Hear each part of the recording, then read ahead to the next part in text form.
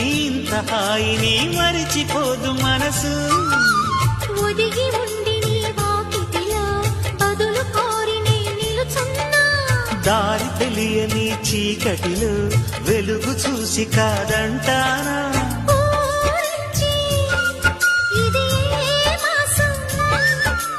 ప్రేమించే ప్రతి గుండెను అందెల సందడి చేసే హేమంతం ఇది.